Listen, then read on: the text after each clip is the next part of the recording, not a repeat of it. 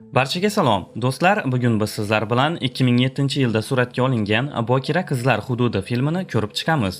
Video boshida sizlardan kichkinagina iltimos. Video kengroq tarqalishi va kanalimiz rivoji uchun like tugmachasini bosib, kanalga obuna bo'ling. Demak, tanishamiz. Bir guruh to'dadan qochayotgan Lorenzo. Bu esa malika Pampenya. U otasidan ajralib, uning yordamchisi Gerbion qarmog'idagi qiz edi. Darhol tushuntirib o'taman, Gerbion qizni shunchaki qarmog'iga olmagan. Uning maqsadi qizga uylanish edi. Ammo qiz Drezinskiy ismli boy insonning o'g'lini kutayotgan edi.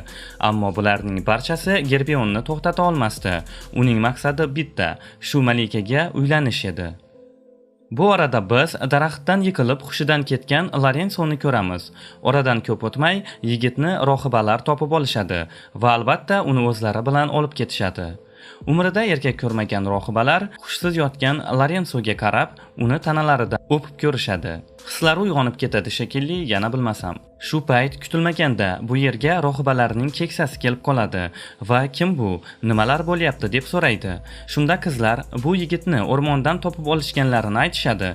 Qaysidir ma'noda bu farishta ham deyishadi. Xullas, ko'p o'tmay Lorenzo o'ziga keladi va nima qilishni bilmay, o'zini xuddi soqov va kar qilib ko'rsatadi. Ana undan keyin rohibalar o'zi kar soqov bo'lsa, shu yerda yursa ham ovoza bo'lmaydi, hech kim bilmaydi deb o'zlari bilan olib qolishadi. Sal keyinroq ikkita rohiba yigitni cho'milishga olib borishadi va u yerda ular ko'ngliga kelgan ishlarni qilishadi. Albatta, bu joylarini endi to'liq kinoning o'zida ko'rasiz. Kinoning to'liq versiyasi Telegram kanalimizga joylangan. Telegram kanal manzili video ostidagi kommentariyda yoki bo'lmasam Telegramda Zahir Masharipov deb qidirib topishingiz mumkin. Bundan keyin biz Pampenya oldiga do'stlari kelganini ko'ramiz. Bu esa Gerbionni jahlini chiqaradi. Rohibalar malika Pampenyani kiyintirib turishganida qizning ko'zi Lorenzoga tushadi va qiz unga shunaqangi qarardiki, xuddi yigit unga yoqib qolgandek edi. Pampenya aytgan yigit Drezinskiy qizga uylanish uchun bu yerga keladi. Shunda Gerbion va yigit o'rtasida janjal paydo bo'ladi. Gerbion albatta bu ishni yakunlayman deb ortga qaytib ketayotgan Drezinskiy to'dasiga hujum qiladi. Hammani o'ldirishadi. Ammo faqat bosh qahramon tirik qolib u yerdan qochib ketadi. Bu orada Lorenzo yoniga ovqat olib kelgan ikkita rohibalarni ko'ramiz. Ular ovqat bahona yigit yoniga kelishgan edi albatta. Yigit ovqatini ham yemasdan turib, qizlar yechina boshlashadi va tanalarini yigitga ko'rsatib, u bilan jinsiy yaqinlik qilishadi. O'rmon bo'ylab aylanib yurishgan Pampenyaning do'stlari begona qizlar tomonidan aldanib qolishadi.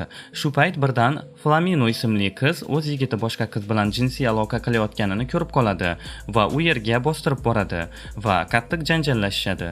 Keyin biz yuvinish uchun tog'ora ichida o'tirgan Lorenzoni ko'ramiz. Unga rohibalar suv olib kelishardi. Shunda Pampenya rashki kelgan shekilli bir chelak suvni Lorenzoning boshidan quyadi. Sal keyinroq malika Pampenya Lorenzoni kuzatib yurib bir xonaga boradi va yigitni ko'zlarini bog'lab undan birinchi bo'sasini oladi.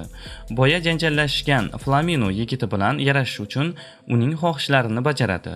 Ular ishlarini tugatgach, qaroqchilar tomonidan qo'lga olinadilar. Qizlarni o'zlari yashaydigan joyga olib borishadi.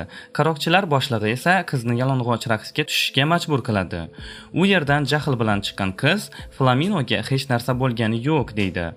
Keyin bu ikkita qizlar qaroqchilarni adabini berish maqsadida barcha qaroqchilarni bir joyga yig'ishadi va o'zlariga tunni birga o'tkazishga erkak tanlasha boshlashadi.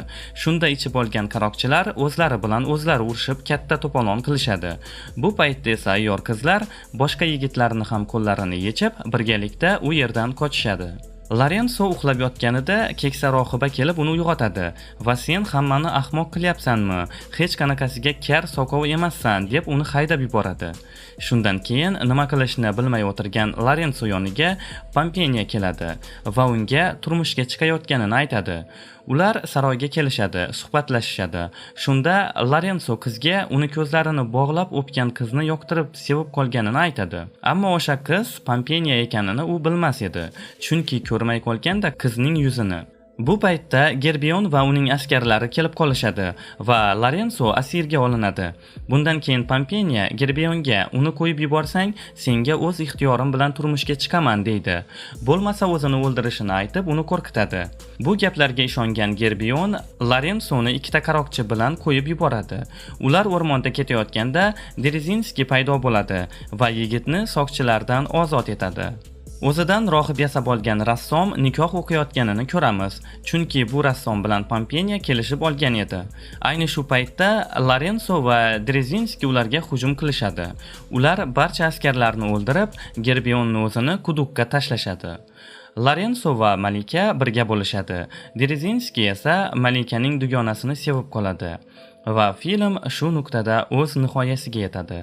Hurmatli obunachilar, agar video sizlarga yoqqan bo'lsa, unda kanalga obuna bo'lib, like bosishni unutmang.